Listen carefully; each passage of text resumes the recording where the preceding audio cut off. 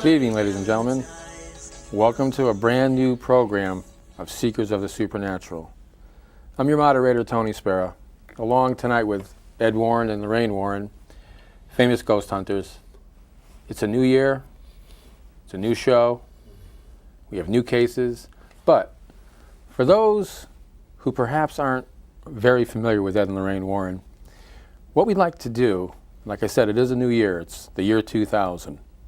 We'd like to talk to Ed and Lorraine regarding how they started, how long they've been in this business, what they think of the new millennium, things to come.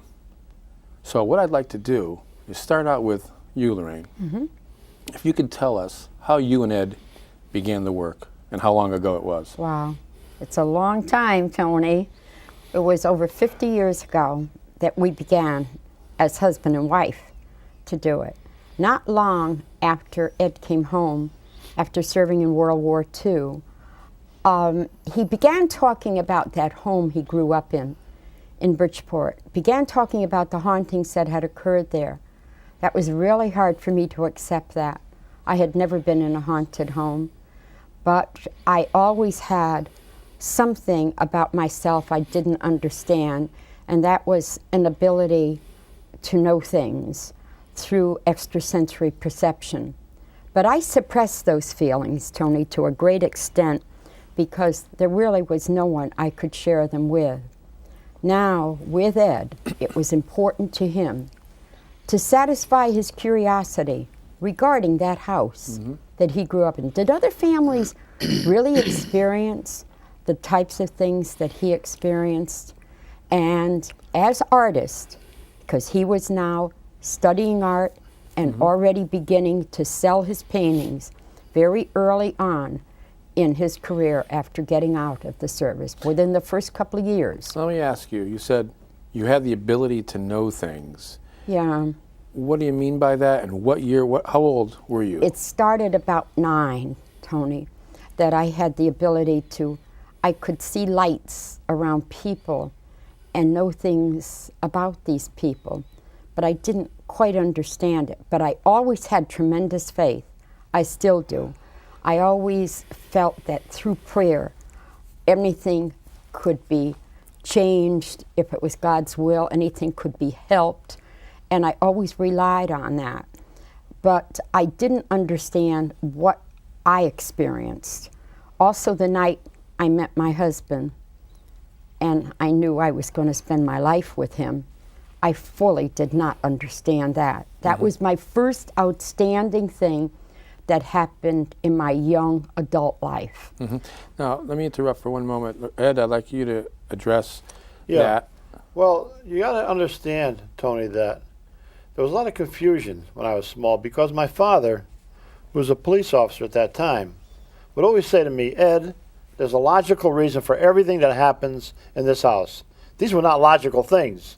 You don't see the spirit of an old woman coming out of a closet. Your bed doesn't shake. You don't hear pounding sounds. The room doesn't turn icy cold. You don't see lights flashing across the room. These were not logical things. My dad knew it. But on the other hand, he didn't want to frighten us. And he always felt that his religious beliefs were strong enough to take care of anything in that house because he was a very spiritual man. I don't think I ever know my father missing a day's Mass. He always made sure he went to Mass in the morning or went to church after work when he'd come home late at night. But he'd always make a visit to the church. So what I wanted to do was to find out if what he said was true. There's a logical reason for everything, Ed, but there wasn't. This is a house in Bridgeport? This is a house in Bridgeport, Connecticut on Jane Street. That was haunted. I lived there from the age of 5 until 12. This was my indoctrination into the world of the supernatural and preternatural. Now, I went to a parochial school, which is a Catholic school, and the nuns were constantly talking about apparitions, the Holy Ghost, spirits. You know, this was part of Catholic doctrine, still is today. So that I was familiar with that, and I would connect what was happening in my home with what was happening or in school, what they were telling me. And then I would hear this old priest talk about a man being possessed 2 streets down from where I lived. and that exorcism was going to be performed. Now, I was only a kid. I'm only 8, 9, 10 years old, you know. But I understood what they were talking about. I had an inner knowledge even at that time.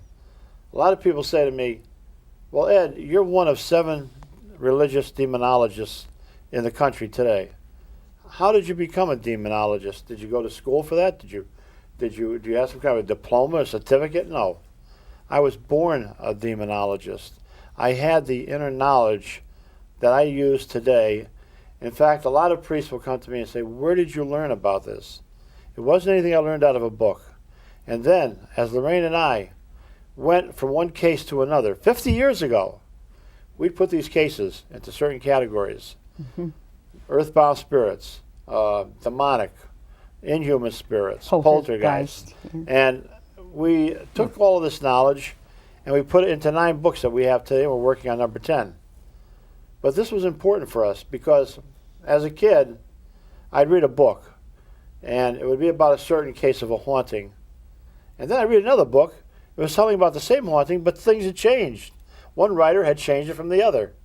So I told Lorraine, we can't pay attention too much to what these people are saying in these books. We have to take the knowledge that we have, and that's the knowledge we'll put into our books. Do you remember like the first case you guys ever went on together? Mm-hmm. Do you know what it was? The Ocean-Born Mary House in Henniker, New Hampshire. And it was in that house, Tony. Now, remember, we were up there to deliver paintings. But it was Ed was drawn to these places like a magnet. For those who perhaps haven't tuned in before, Ed and Lorraine are known artists. And I think they had panned in on one of Ed's paintings before we even began the program tonight. Can you tell us a little bit about that painting, Ed? That's a Screen Castle in Scotland. Mm-hmm. And of course, Lorraine and I do a lot of traveling. And I take pictures of haunted areas. When I get home, I'll do paintings of them. That's what this particular painting is about. But in my earlier years, when I left art school, I came home one day. I said to Lorraine, look it, all the tourist areas are opening up in Vermont, New Hampshire. Now we're talking early 1950s. Right. I know that if I do some quick paintings up, New England scenes, seascapes, landscapes, we could sell them for fantastic prices. We'll be rich. I said, we'll be on Easy Street. And I did sell them. How much? For $3, $4. But don't laugh, Tony. That was good money then. $3, you could stay overnight for $1 a piece in a cabin. Hot dogs were 10 cents. Hamburgers were 10 cents. Gasoline was 18 cents a gallon. So, you know, if I sold 4 or 5 paintings for $4 or $5, we were on top of the world. And we're hobnobbing with all these tourists. So it was a fun time for us. And I would say to her, I heard about this house. In fact, I'll give you a rundown on that. We had to deliver 6 paintings to a logging camp up in Vermont, or New Hampshire. New Hampshire. And we took this couple with us. It was a Sunday. We started out early. We figured it would take us 7 hours to get up there, 7 hours to get back. We were kids. We didn't care.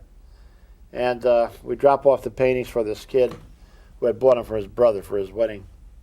But on the way up there, we came to a sign, and it said Henniker. I said, Henniker? Son of a gun, I said. I just read about Henniker, New Hampshire, about 3 weeks ago, a haunted house called the Ocean-Born Mary House. And this kid in the back says, Ed, there must be a million Hennekers. We round the curve, Tony, and there's a sign there. Mm-hmm. And the sign says, this is the only Henniker on earth. Now, you have seen that sign. I've seen that you sign. and That sign is Judy. still there today. Still there You and today. Judy were there. Yes. And that was over 50 years ago? That was over 50 years ago. Yes. It's probably a different sign, but the it sign is still still says there. the It says the same And thing.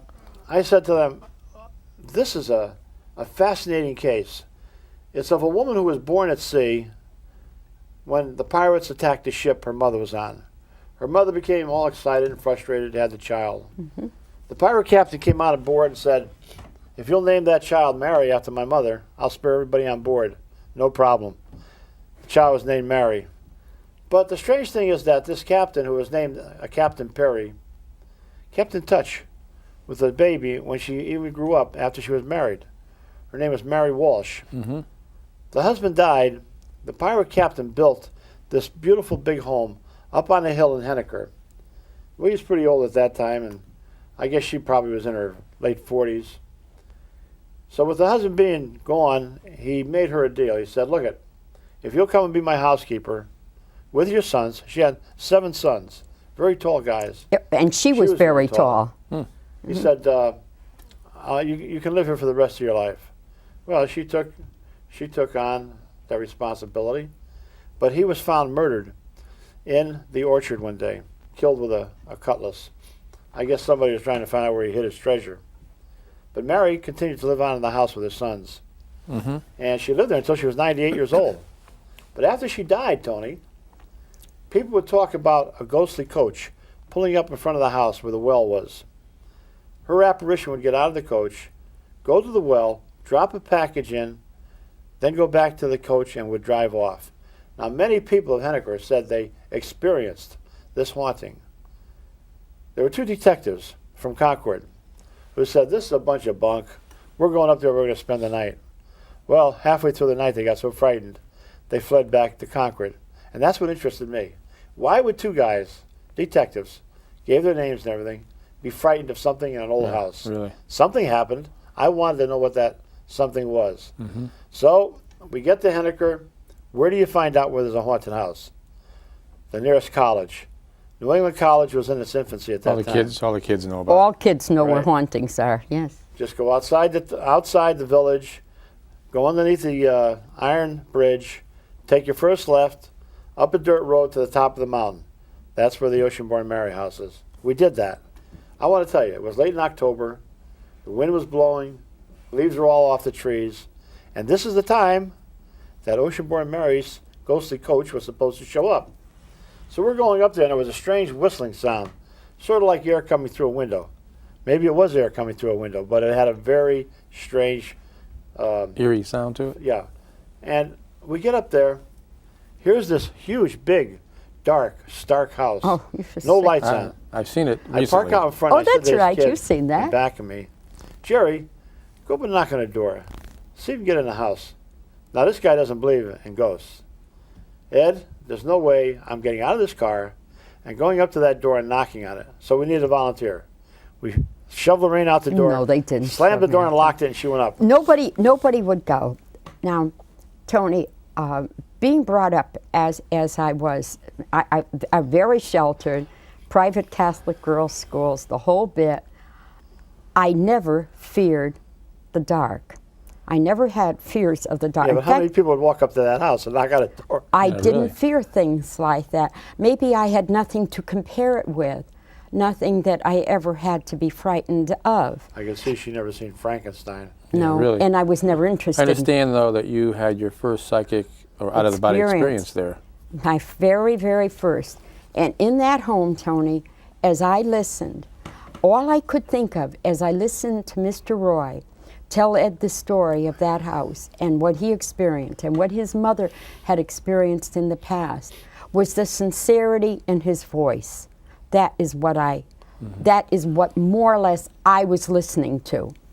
I was listening to that, and I probably, Tony, was watching his aura, because that will tell a great deal about the person. But then all of a sudden, the room became very quiet, and my ears were ringing, and they rang so loud that it blotted out everything that was in that room. Then it felt as if someone came behind me. There was a tremendous jolt to my body, and I was out of my body. What a beautiful experience that really was. Today, as I speak to people, as I speak to everyone that's listening, I wish everybody could have an experience like that, because what it proves, Tony, is that we are truly both body and soul. Well, Ed, isn't it true that everybody will experience that at one point in their life? Well, out-of-the-body experiences are about as frequent as people breaking bones today. I would have to say that maybe 7 out of 10 people have that experience. But how I've about, never had but it how about myself. when they pass on from When this they life? pass on, Then they Oh, will sure. go out of Yes. the body, correct? yes. Isn't that how you classify? Their spirit would leave the body? Yes, at the moment of death, Tony. That is exactly why. Now, there are nurses and there are doctors, And there are family members who claim to have actually witnessed that when people have They actually passed. see the spirit leave? They actually see the spirit leave a person at the moment of death. But to experience that while you are still very much alive. I know, that must be great. It It's just a is. transition from this physical body into the spirit world. But it was like my brother, who died recently. He was interested to a certain extent. And I never found out why he was never home at night until 2 days before he died. I said, Frank, where were you all those nights? I said, I'd be home alone. My parents wouldn't be there. My sister wasn't there. He wouldn't be there. I said, where were you? He said, I never wanted to tell you. He said, but I wasn't going to be in that house. Wow. He said, my room was right at the head of the stairs where the door would open up and the footsteps would come up. And he said how he would see this white glow. He said, I wasn't going to stay in that house, but I didn't find that out until 2 days before he died. Wow. He never told me about it. You know, that's really a long time ago that you guys started out, but I know you've had thousands literally of cases. Oh, God, yes. And I also know that you have a museum on your property. Yes. Now, Ed, would you want to just tell a little bit about some of the things, perhaps, that are in that museum that are really fascinating, scary things, perhaps, that you've collected over the years? All right, I think one of the most famous would be Annabelle. This is a Raggedy Ann doll that's made like thousands of other dolls, except that this doll was used in communication, almost like having a seance. A nurse had received the doll 1971 as a present, a Christmas present from her mother. And the doll stands about 3 foot high. And she would take it to bed with her at night. That's common enough for girls to do. I take a pillow. Some people take a doll. Girls would like that, even 28-year-old ones. And after a few nights, she lived with another girl who was a nurse, both of them St. Hartford or Hartford Was Hospital. Hartford Hospital? It was Hartford Hospital, honey. And they were on the same shift, and so they worked together, they lived together, they shared the expenses. And one morning she got this idea to bring the doll from the bedroom into the kitchen where they were having breakfast, and she put it in a chair. And she said, oh, Raggedy Ann here's going to have breakfast with us today, joking around. Okay, well, that was a joke. Then, the next thing, excuse me. Bless you. The next thing, she brought it down again the next morning, and the next morning. But the third morning, they're talking to the doll, and the arms of the doll are on the chair like this. Suddenly they went up and onto the table. Now this didn't frighten them. This intrigued them, to the extent that the one nurse said to the other one of the nurses knows a medium. Let's ask her about this. I'll bet you there's a spirit in that doll. That's what they did. They asked this nurse about it, and she said, yeah. She said, I know a woman who is a medium. I'll bring her over, and we'll hold a seance. It was a joke, just a game. But it didn't turn out to be a game. It turned out to be one of the most horrifying experiences they'd ever have in their life. And I've talked with people just recently, as recent as 2 months ago, who know the two nurses. And even today, they don't like to talk about it. They'll never come to our lectures. They don't want to talk about Raggedy Ann, Annabelle at all.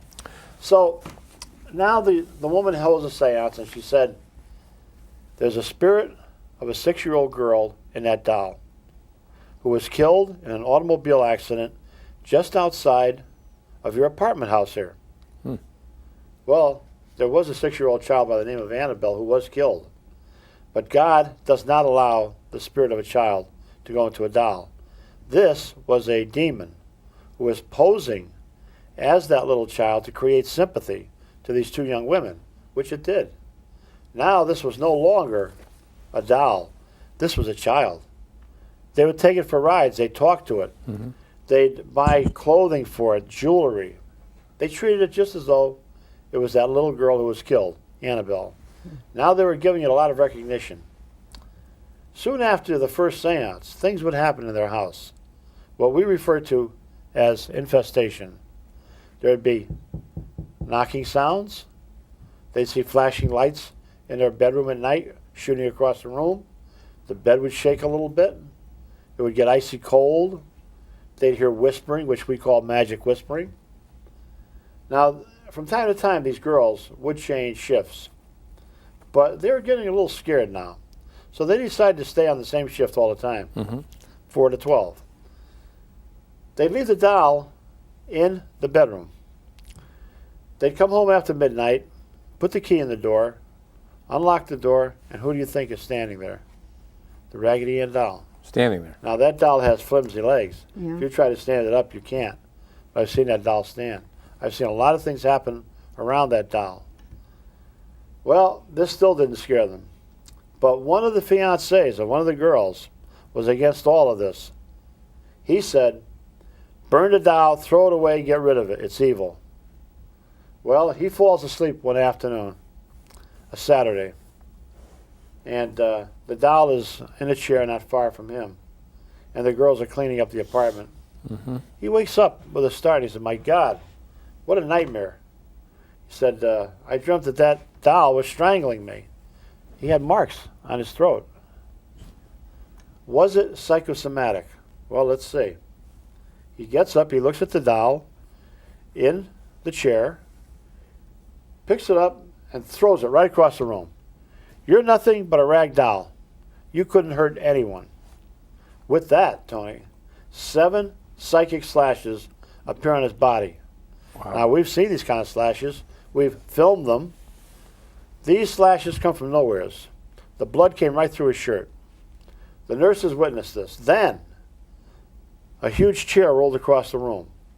Pictures on the walls came off, started smashing and breaking. Loud pounding sounds. Now they were all frightened. They called the High Episcopal Canon in Hartford, Connecticut.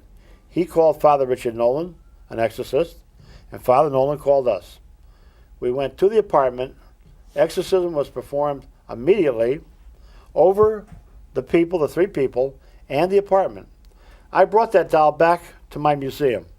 Now, why would I have something like that in a museum? Evidence, proof. The skeptics, the atheists, the first thing they attack you with is, where's the evidence? Where's the proof? This never happened. I not only have the doll, I have film, I have recordings, I have eyewitness accounts from credible people who have seen these phenomena happen in and around that doll. A priest comes to my home one day, young fella, has his rectory right here in Connecticut. Ed, I'd like to take you and Lorraine for a ride in my new car. Very proud of it. We went with him. When he took us back, he said, what about this doll everybody's talking about? Because we had shown it on Channel 18, on a TV show we're on. Could I see it? I understand it puts slashes on people. I brought him into the museum. It's in a chair. He looks at it. Just like the guy in Hartford. He walks right over to it, never said a word, picked it up and threw it right across the room. God is more powerful than a devil. I said, yes, Father. God is more powerful than millions of devils. But he wasn't. He found that out. Less than an hour later, driving home on Route 84, his brand new car went out of control. I know what he's talking about because the same thing happened to Lorraine and I when we talked about Amityville one time on Route 84. You can't control the car. Half of his car was sheared off by a tractor-trailer truck. He should have been killed, but he lived. God will only let the devil go so far. The last thing he remembered seeing was the image of that doll. Well, then a detective comes to our house. We're working on the murder of a little child. Lorraine often helps the police through her clairvoyance. I through my knowledge of ritual magic murders. After we were through, he said, Ed, could I go out to the museum there and look around? Sure, I brought him out. Now, this is a homicide detective. You were a cop. These guys are tough guys. They're used to seeing crazy sights, right? He looks around and he said, you know, of all the things in this building here, that doll there, I can't take my eyes off of it, the Raggedy Ann. It was still in the chair. Just then, the phone rang. It was a personal call. I told him I'd be right back, not to touch anything in that building. Everything in there was unholy, unblessed. Right. Well, I'm up there talking on the phone. I wasn't even there 10 minutes when all of a sudden I hear him coming up the stairs. This guy is a big guy, 6'2", 6'3", over 200 pounds, all muscle, used to seeing grizzly sights. He's shaking. He can't hardly talk. I thought he was having a heart attack. I sat him down. I was going to call an ambulance. There was no 911 then. Called an ambulance, said, "No, Ed, it's not that." I said, "What's wrong?" "I just don't want to talk about it." He was embarrassed. Lorraine walked in. He looks at Lorraine. He said, "I'll talk to Lorraine about it, but I don't want her to ever mention it again." She didn't have to. I knew what he did. I went back down into the building. Everything was knocked over. He had picked up the doll. He had picked up that inanimate object. Its aura mingled with his aura. And something so terrible occurred to that man that he resigned from the police department 3 months later. But that's not the end. We had a group It's almost of the end college of the students. show. We're almost out of time. So We're almost out of time. if you could Well, quickly end that A one. group of college students came one day. One of them said this is nothing but a bunch of bunk. I don't believe in it. He went over to the Raggedy Ann doll, which is in a case, knocking on it. He said, "This doll can't do anything. I dare it right now to put slashes on me." I put him out of the building. Less than 3 hours later, that boy was dead. His girlfriend, who had been with him on a motorcycle, said he was laughing about the doll, smashed into a tree, head on, was killed instantly. His girlfriend was in a hospital for over a year. That's You unbelievable. don't challenge devils. I think we got a picture of the That's Raggedy Ann unbelievable. there. Yeah, I think we do somewhere here. Yeah. While we're showing this, I think we'd like to tell the website address, wouldn't we? Yes. If we could pan in on this here. Yeah, that's This will show Annabelle. the Annabelle. But why don't you give the website address, Lorraine? Okay, www.warrens, that's plural with an S, .net, Net. And your address is P.O. Box 41, right? Monroe, Connecticut, 06468. That's And it. today is January 26th. The year is 2000, and it's Rod Vesey, our producer. It's his 40th birthday today, so we want to wish Rod a happy 40th birthday. Happy- And the man who had an encounter with the white lady. The same And Rod man. Vesey did have an encounter with a white lady several years ago, which someday we'll have him come on and talk about. In the meantime, we're glad to be back in the year 2000. We'll be back with more new shows. We thank our audience, and we'd like to also say one more thing. Good night, Jason, wherever you are. For Lorraine Warren, for Ed Warren, I'm Tony Spera. Good night.